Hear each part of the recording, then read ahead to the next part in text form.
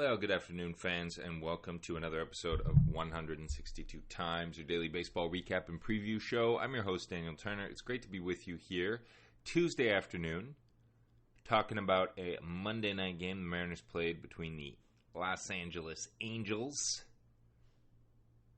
and the Seattle Mariners. Then we're going to take a look at the game that's coming up tonight between those very same two teams, and a quick look around the scoreboard from the majors on a Monday night. So I call this show 162 Times. Lately, it could be called Losing to the Angels. I thought I had something better. I didn't. Final score 3-1 last night for the Los Angeles Angels. The win brings the Angels to 43 and 57, fourth place in the American League West. The loss drops the Mariners to 53 and 49, second in the American League West. 4 hits for the Mariners, 4 hits for the Angels, 3 runs for the Angels, 1 run for the Mariners, 1 error for the Mariners. The loss went to Trent Thornton, reliever, 3-2 now, 3.79 on the ERA. The victory went to reliever Garcia for the Angels. He's now 5-1 with a 3.89 ERA. And Estevez, the closer, got the save, 19th of the year, 2.45 ERA. Mariners went up early. Scored a run in the first inning off a Cal Raleigh single. And then all the way till the 8th inning, things were chill, things were cruising. It was a horrible 1-0 game between the Angels and the Mariners that you just knew somehow they were going to lose. And in the 8th, it started off with a walk by Ryan Stanek. Then another walk to Jo Adell. And then Nolan Schanuel of the Angels got called out on strikes. It was a decent strike 3 call. He threw a fit, got tossed. Ron Washington, manager of the Angels, came out, didn't get tossed. Seemed to fire up the Angels for whatever reason. At that point, Scott Servais went to his bullpen with a 1-0 lead to try and get Andres Munoz on for a 4 or 5 out save. I can't quite remember. And unfortunately, Jo Adell and Anthony Rendon then executed a double steal. Then Taylor Ward hit a long sacrifice fly to center field that allowed the tying run to score. And in the top of the 9th, with men on base, courtesy of Trent Thornton walking at least 2 guys, Jo Adell, the 9th batter in the Angels order, singled up the middle, scoring both Zach Neto and Brandon Drury to give the Los Angeles team of the American League the 2-run lead, and that was all they needed. Now, it's happened all year, but it is disappointing because this is not a good Angels team. It's supposedly a decent Mariners team. They got 7 innings off 94 pitches from Bryce Miller, 3 hits, no runs, no walks, 5 strikeouts.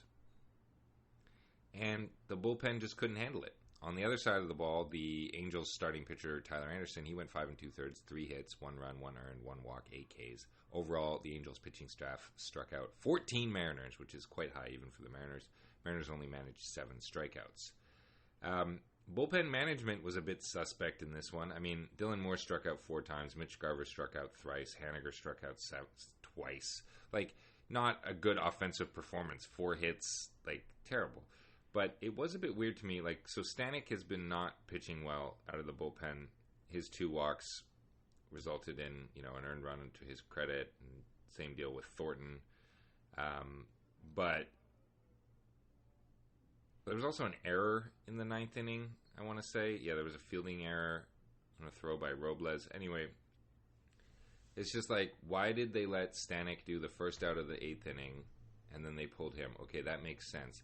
But then they got Munoz in just for those 2 outs in the 8th, and he blew the save by allowing the run, which wasn't really his fault because the runners on base were the responsibility of Stanek, courtesy of those 2 walks. But, why not give him, an opportunity to make it a 5-out tie after 9 innings? You're at home. You have a good chance of winning in extras. I just don't get it. Trent Thornton is not it. So, his line, Trent, in the 9th inning, 1 hit, 2 runs, 1 earned, 2 walks, 1 K. It's just not good enough. Anyway, it's just bizarre to me.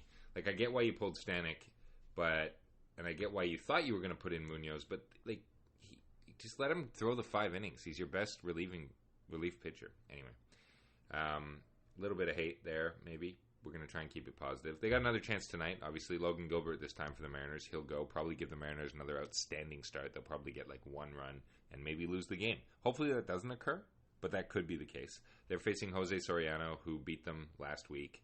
Soriano's 5-7, 3.71 ERA, 72 Ks. Gilbert 6-5, 2.79 ERA, 124 Ks. He's a god. We do have the lineup, so it'll be Josh Rojas leading off. Very interesting. Oh, we are starting to see some of the Mariners roster moves come into effect here, so we'll talk about that in a second. Rojas at third, leading off. Robles batting second, center field. Cal Raleigh catching, batting third. Polanco second base, batting cleanup. Luke Raley left field, batting fifth. Tyler Locklear back up from Tacoma, playing first, batting sixth. Then it's, what's his first name? It's that Vosler guy that I was telling you guys about, Jason Vosler. DHing, he'll bat seventh. Dylan Moore will play shortstop, bat eighth. And Cade Marlowe, old Cade Marlowe from Georgia, he's back up with the big club. He'll be playing right field.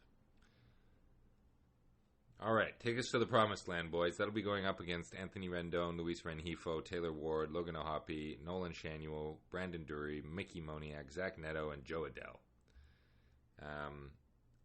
Luis Rengifo is 20.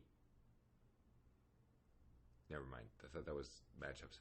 So I thought Luis Rengifo was the ultimate Mariners killer. He's back in the lineup, and he'll join the ranks of Joe Adell, who's now burned us twice this year. I truly, truly hate talking about, looking at the Anaheim Angels. I just honestly have a really hard time dealing with that. So the last couple weeks doing the show, like when I have to do a Mariners Angels recap, it bums me out. Anyway, let's move on and talk about roster moves. All right, so that's rough. So J.P. Crawford fractured his right hand. He's on the 10-day IL. Brutal. Julio Rodriguez on the 10-day injured list. High ankle sprain from the other night. We knew that was going to happen. The Mariners designated Ty France for assignment. We know that was happening. They recalled Marlowe, Locklear, Clase, and Leo Rivas from the Rainiers. This was all on the 23rd, so today. They also signed a free agent right-handed pitcher, Trevor Long, to a minor league contract. They signed right-hander Christian Little. They signed right-hander Gage Bohm. They signed free agent shortstop Carter Dorigi to a minor league contract. They signed right-handed pitcher Will Riley. They signed right-handed pitcher Brock Moore. And then I told you about Vosler and Ryan Bliss already. So aside from those moves, they also signed two-way player Grant Knipp. They signed right-hander Wyatt Lunsford Schenkman. Look out, guys. It's Lunsford Schenkman on the hill. Jeez Louise. I think if you've got more than 8 letters in your last name, you shouldn't be allowed to hyphenate it. That's just me. They signed third baseman Brandon Ike. They signed right-handed pitcher Matt Tabiria. They signed right-handed pitcher Ryan Sloan. They signed switch-handed pitcher Jorangelo Sinje from Curacao, who pitches for Mississippi State. He was one of their high draft picks. He pitches with both hands. Pretty cool. Okay, these might all be rookie signings, and that's why there's so many darn roster moves today, but this is absurd. They also signed right-hander Charlie Bielenson, right-hander Hunter Cranton, right-hander Harrison Creeling. Shortstop Allison Delorbe was assigned to the Mariners. They also signed third baseman Austin Saint Laurent and right-handed pitcher Evan Truitt. So a ton of moves. But the one is of consequence of the fact that they now have to deal with, they got rid of Ty, Julio and JP are on the shelf. So it's Jorge Polanco's team now, folks. Anyway, look, this is great. This is exactly what the Mariners needed, was just like something other to talk. Like now they have excuses for why they're not doing well. So that's fine. All right, let's look at the American League scores, and then we'll run through the National League scores. Yankees beat the Rays 9-1. That's good. Tigers beat the Guardians 8-2. Honestly, it's not that good. The Tigers are like within range of the Mariners. It's not nice. Twins beat the Phillies 7-2. Not good. Rangers beat the White Sox 4-3. Not great. Royals beat the Diamondbacks 10-4. Not good. Rockies beat the Red Sox in 12 innings 9-8. That is good. And the Athletics, good old Oakland, doing us a favor. 4-0 shutout of the Astros at the Oakland Alameda Coliseum. So the Astros and the Mariners remain statistically tied at the top of the division, despite everything I've just told you about the Mariners. They're somehow still in first place, sort of, in their division. In the National League, Giants lost 3-2 to the Dodgers in L.A. Cubbies beat the Brewers 3-1. Reds over the Braves 4-1.